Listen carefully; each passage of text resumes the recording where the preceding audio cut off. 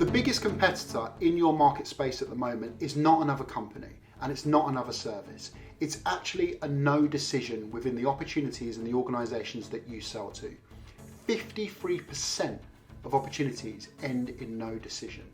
In this video, we're going to talk about why that's happening, the effect that COVID is having on this statistic, and lastly, how we can combat and overcome some of these challenges. Before we jump into this video, don't forget to subscribe, hit that notification bell so you can be alerted when videos like this come up in the future. With Covid-19 hitting, we've seen a level of conservatism when it comes to budgets spiral out of control, to the point now where there's upwards of 12 people within an organisation that are involved in the decision-making process.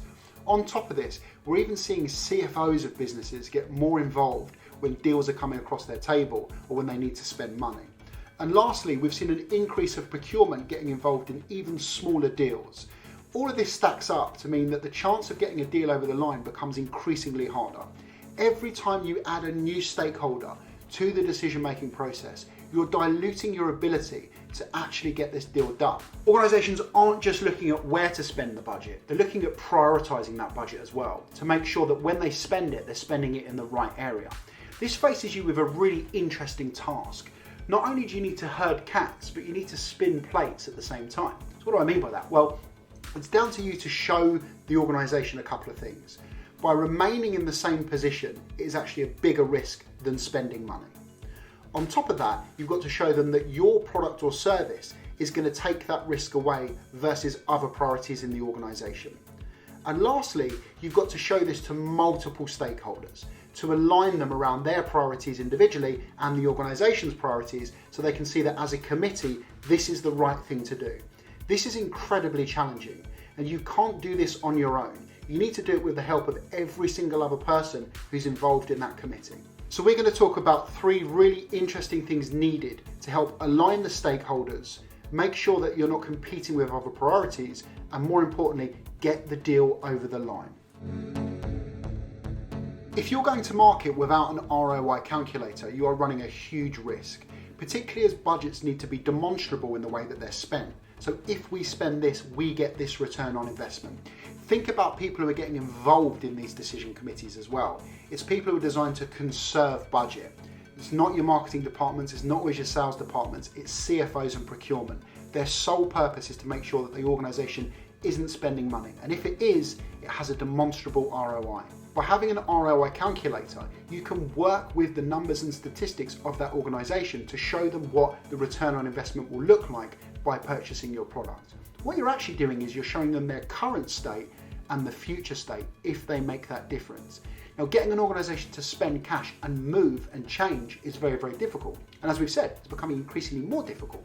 So you need to very crisply, succinctly and clearly show them by spending this money, this is what you should expect in terms of a return on investment. When this gets put in front of those functions that are designed to save money, they're more inclined to spend that money because they know that it's generating revenue.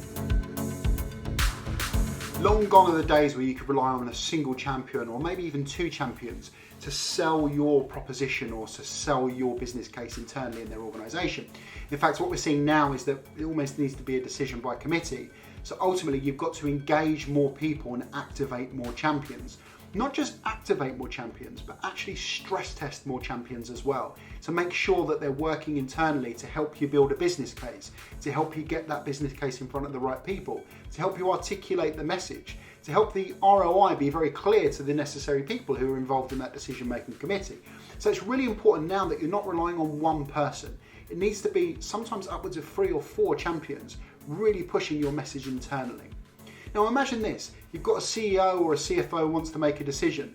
If there's one person knocking at the door, they'll probably ignore the knock. But if there's a repeated knock at the door from multiple people explaining that first of all there's a problem, but second of all there's a solution that can solve that problem, they're more inclined to at least listen. The level of discovery that we do with those champions becomes even more important as well. It's about learning how this affects the individual, the champion, the department, often the champion's department or the department that they work in, and also how it's affecting the overall business. So when it comes to presenting this business case, you're echoing value at all 3 levels: the overarching organisational strategy, a departmental strategy, and how it's going to help the individual. That individual part is really important because that's what's going to motivate them to change and motivate them to push this into the business as well. This last point is really, really important and often overlooked. Now, if you're going to go through this trouble of working with the right people to build out a business case, build a clear ROI, and build out a solution that's going to help the organization make that change for the better, you need a one-pager or almost a meme that you can use as a way of crisply, clearly, in a condensed and concise way, articulating that message. Now, this might be a business case slide, this might be an infographic, it could be a multitude of different things, but fundamentally, it's got to sum up on one single page why the need for change is so important, how your products can help, and the expected return on investment if they were to purchase this product. It doesn't need to be reams of information, it doesn't need to be a huge PowerPoint presentation. The point is that whenever it lands on someone's desk, they see what it means very, very quickly, but more importantly, they see the value that it brings to their business. This visually impactful message or piece of collateral isn't down to just you to come up with alone. The point here is that you work with the right people within their organization to craft the message, manage the tone, make sure what you're delivering is hitting the right key notes for those that are making the decision.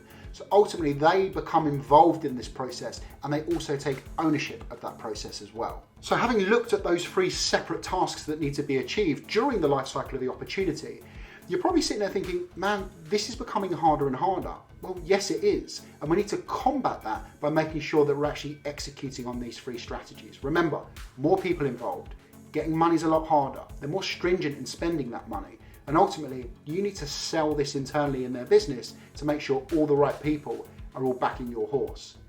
Hope this has been useful. If you've got any questions, drop them in the comments. Remember to like, remember to subscribe, but more importantly, happy selling.